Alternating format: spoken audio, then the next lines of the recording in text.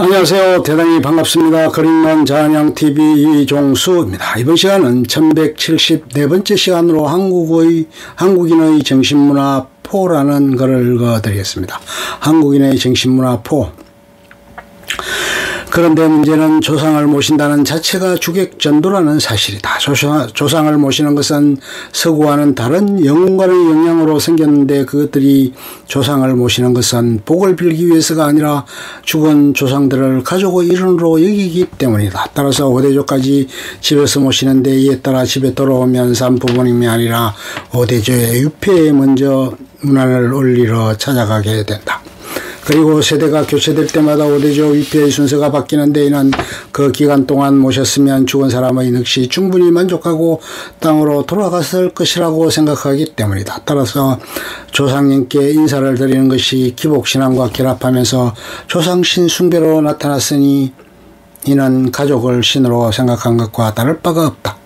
그렇기에 죽음이 전도되었다고 볼 수 있는 것이다. 하지만 민족 전통 연구가들은 우리 종교는 여전히 전통 기복사상이라고 신앙이라고 한다. 죽은 귀신에게 제사를 지내는 건 중국 고대 문서에도 기록되어 있고, 불교를 들여왔더니 하라는 해탈은 안 하고 천지신명 대신 부처에게 빌고, 삼국지를 알려주니 관원종한테 빌고, 기독교를 들여오니 예수한테 빌었다. 이런 영향을 받았기 때문인지 한국인의 현대 종교 생활을 보면 대개 현세 구복적 성격으로 믿는 경우가 많다. 구원을 중시하는 천주교의 추기경이 3명이나 나기도 했지만 대개는 그렇지 않다는 것이다. 특히 개똥밭에 굴러도 이성이 좋다, 수와 마분, 차생기원 또는 죽은 정성이 상계만 못하다 라는 한국 속담은 현세를 중시하는 태도를 잘 나타낸다. 단 두 번째 속담은 아무리 존귀했던 몸이라도 한번 죽으면 거들떠보지 않는 것이 세상 인심이다 라는 뜻도 있다. 세상 인심이 진리에 따라 움직인다는 뜻도 있다. 이런 속담들이 있음에도 한국이 OECD 자살률 최상위권 국가라는 점은 꽤나 아이러니하다. 하지만 이것은 기관들, 특히 정부 차원의 과한 제도로 인한 시선들 때문이지 한국인의 관념에서 바라봐서는 안되며, 실제로 한국의 높은 자살률은 OECD 평균의 3배에 육박한다는 독보적인 노인층의 자살률 때문이며, 다른 연령층의 자살률은 OECD 평균보다 조금 높은 수준이다. 다만 노인층의 자살률에서 독거 노인의 비중이 높다는 점 또한 조상에 대한 예의를 중시하는 사회 분위기에 비하면 매우 아이러니하다. 그러나 이런 자살률과 무관하게 존재하는 한국인의 현세 구복을 비는 태도는 종교 사상의 변질된 종교인이 출현하는 원인이 되기도 한다. 기초학문을 싫어하는 경향. 주장. 순수학문과 기초학문은 아니지만 예체능의 경우 교육비도 많이 들고 육체적으로도 고생을 많이 하여 정부 지원도 변변찮은 데다 성공하지 못하면 살아남기 어렵다. 문제는 이를 천시하는 경향이 있다는 것이다. 당장 공부 좀 하던 자식이 예체능 쪽으로 가겠다고 말하면 대부분의 부모님은 너 그걸로 벌어먹고 살 수는 있겠니? 라고며 걱정부터 할 것이다. 거기다 사회적으로 봤을 때 이들은 상황이 힘들어서 지원자가 적고, 지원자가 적으니 후원해주는 단체도 없고, 후원해주는 단체가 없어 상황은 더 힘들어지고, 상황이 더 힘들어지니 지원자는 더더욱 적어진다는 악순환의 늪에 빠져 진짜 못 벌어먹고 사는 상황이 되는 경우가 많다. 과장을 좀 보태서 거의 모든 학문에서 철저히 돈을 더 잘 벌 수 있는 학문에만 정부 지원이 집중적으로 몰린다. 특히 인문학이나 자연과학 같은 기초학문은 한국에서는 찬밥 신세를 면치 못한다. 여전히 한국에서는 기초학문이 영 좋지 못한 대접을 받는 실상이며, 한국인의 대다수가 인문학적 훈련이 매우 결여돼서 논리적 사고와 높은 수준의 판단을 제대로 하지 못하는 사람이 굉장히 많다. 민주주의 사회 구성에 있어서 개개인이 가진 인문학적 소양은 매우 중요한데, 왜냐하면 말과 글을 통해 타인의 생각과 시사적 맥락을 이해하고 그에 따라 이성적인 판단을 하는 것이 올바른 투표, 성숙한 토론 등 민주주의를 지탱하는 주요 근간이기 때문이다. 밥 못 벌어먹고 사는 과목을 지칭하는 문사철 혹은 국사철이라는 속칭까지 돌고 있을 정도다. 기초학문을 이상하고 안 된다고 여기기 때문에 능력 있는 인재들을 제대로 육성하지 못하고 있는 것이다. 외국에 나가서라도 한국인이 높은 성과를 낸 건 한국인에게 좋은 일이지만 바꿔 말하자면 이는 한국의 인재들이 국내에서 인정받지 못하고 해외로 빠져나간다는 것을 의미한다. 그리고 이것이 대한민국의 국익에 좋은 현상이 절대 아니라는 것은 기정사실이다. 사실 문사철은 정근대만 해도 학문의 정수이고 사실상 전부였다. 그러던 것이 겨우 100여 년 만에 가장 인기 없는 분야로 바뀌었으니 격세지감을 느낄 만하다.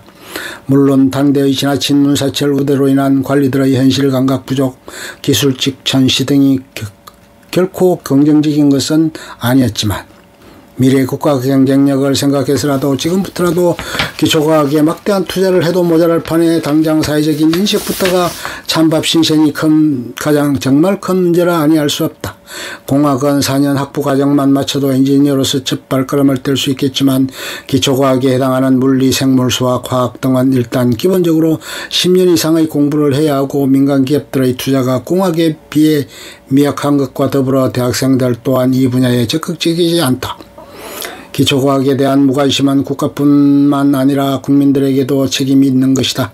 당장 거의 모든 대학에 붙은 취업 1순위 대학이라는 꼬리표가 무엇을 의미하는지 생각해보자. 일단 한국의 응용과학 관련 공학기술 분야는 세계적인 수준이라는 점이 그나마 다행이지만 기초과학이 부재한 응용과학의 발전은 결국 후발주자 이상의 의미를 가질 수 없다.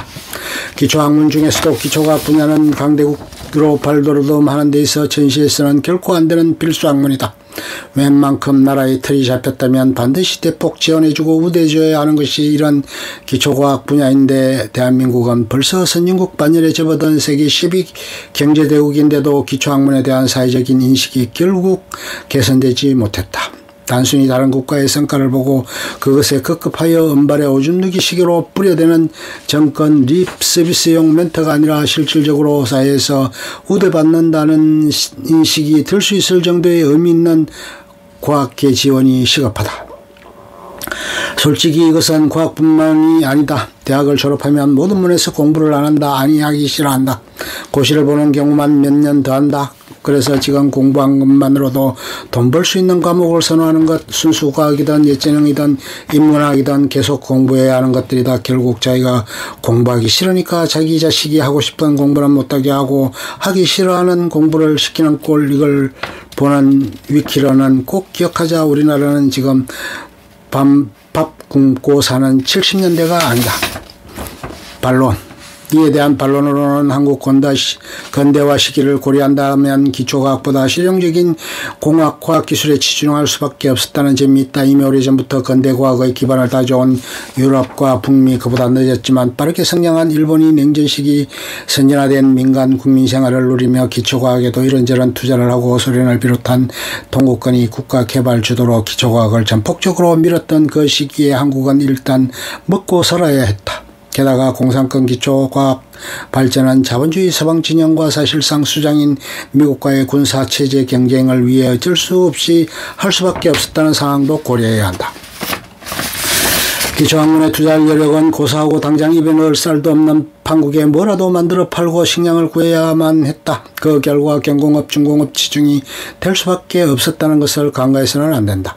원래 나라가 주저앉았다가 다시 성장할 때 황금만능주의 같은 근시안적 사고관이 자리 잡는 것이 세계사적으로도 매우 흔한 일이다. 전체주의는 제1차 세계대전의 패전국에서 명예를 떨치고 선진국이라는 일본도 패전 이후 다시 경제를 건설하던 20세기 중후반 때 이코노믹 에너미얼이라 불리며 경멸의 대상이 되었다. 한중일 모두 이렇게 비슷한 배경을 가지고 있다. 한중일 세 나라 다 비슷한데 왜 한국이 기초학문에서 부족하냐고 하면 할 말도 없는 것도 아니다. 중국의 체급은 우리와 비교 불가하고 일본은 패전국이라지만 과거 열강의 일원이었다. 한국은 세계에서 투자하거나 지원하기에 별로 메리트가 있는 국가도 아니었고 산업화를 성공할 역량이 있어 보이는 국가도 아니었다. 한국의 산업화가 좌우막론하고 도박이었다는 평가를 받는 이유도 그것이다. 중공업, 전자산업, IT산업 등이 한국에서 발전할 거라고 본 나라는 어디에도 없었다. 때문에 한국 자체가 기초학문을 천대하는 나라라기보다는 근현대사에서 겪은 여러 경험이나 요인들로 인해 현재의 기초학문 천대로 이어진 것으로 보는 것이 합리적이다. 그래서 한국 인들의 기초학문에 대한 관심이나 수준이 부실하다는 비판은 타당하지만 한국인들의 기초학문을 배척한다고 하는 것은 올바르지 못하다. 한국인의 장점이 있는 것이다. 일제강점기와 6.25 전쟁을 거쳐가며 우리나라는 미국과 일본의 대규모 경제 지원이 있었다지만 그 어떤 기술력 없이 맨손으로 시작해야만 했다. 고작 약 50년 만에 산업화, 현대화, 선진화, 민주화를 달성한 국가이며 세계 꼴찌 수준의 경제 규모에서 2019년 기준 GDP 10위의 경제 규모를 가진 경제대국이 되었다. 과거의 평화로웠던 조선과 비교해보더라도 땅 한 반토막 났는데 GDP 순위는 훨씬 더 높네. 이런 발전상은 세계적으로도 유례가 거의 없는 수준이다. 근대의 과거 역사가 수백 년에 달하는 기초과학 강국들과의 단순한 비교는 분명 무리가 있다. 또한 대한민국이 응용과학에 비해 기초과학이 떨어지는 건 맞지만 의외로 대한민국의 기초과학 기술력은 세계에서 8 내지 15위, 물리학, 수학, 생물학, 화학 등 대충 대한민국이 가지고 있는 경쟁력 순위와 비슷하다 정도는 된다. 무엇보다도 여러 산업이나 공업, 소프트파워 등을 자급자족할 수 있는 나라는 정말 적다. 자꾸 한국의 기술이나 산업을 미국이나 일본, 중국, 서유럽 국가들과 비교하는 사람이 많지만 자체적으로는 산업 공업을 굴려 자체적으로 보급하는 나라는 거의 이 국가들이 전부나 마찬가지다. 자신이 하고 싶었던 것을 자식에게 시키는 것이 조기 교육, 과외 등으로 이루어졌고 차기적인 생각보다는 단순한 암기를 빠르게 해서 답을 바로바로 찾아야 한다는 교육 방침이 이런 사회를 만들게 된 것. 자신 세대에 배웠던 교육 과정을 자식에게 전달해 주니 창의적인 교육이 불가능해지고 비슷한 행보를 걷게 된다. 한국 엄마, 미국 엄마 비교. 한국어 난이도가 훨씬 높아 변인 통제가 되지 않는 실험이라는 비판도 있지만 여기서는 마인드적인 차이에 대해 초점을 둔 기초과학 분야 수상자가 나오지 않는 것은 교육 환경의 영향도 무시할 수 없지만 시기상조라고 보는 것이 가장 합리적인 해석이다. 기초과학의 발전이라는 게 단기간 돈을 쓴다고 순식간에 이루어지는 게 아니다. 오랜 세월 꾸준히 투자와 인식 개선을 해야 그때 꽃을 피우는 게 기초과학이다. 실제로 일본도 19세기 말부터 기초과학을 육성하기 시작해서 20세기 중반부터 10년에 한 번꼴로 노벨상 수상자를 배출했고 21세기에는 매년 노벨상 수상자를 배출하는 수준까지 왔다. 또한 과학자가 연구 결과를 낸 뒤에 그 연구로 노벨상을 수상하는 데 걸리는 시간은 평균 32년이 걸렸고 수상자 평균 연령은 만 69.1세로 거의 만 70세에 가까웠다. 또한 한국은 세계적으로 봐도 상당히 드물 정도의 폐쇄적이고 엄격한 징병제를 유지하고 있는 국가라는 점도 생각해야 한다. 남성들이 학업을 중단하고 전혀 다른 일에 강제적으로 종사해야 한다는 것은 기초과학 육성에 매우 불리한 점이다. 사실 기초과학뿐만 아니라 많은 분야에서 잠재력을 희생하는 방식이고 미디어에 자주 노출되는 운동선수와 연예인의 병력 이슈만 봐도 이런 문제를 쉽게 알 수 있다. 끝. 좋으면 좋아요, 구독, 알림 설정 눌러주세요. 감사합니다.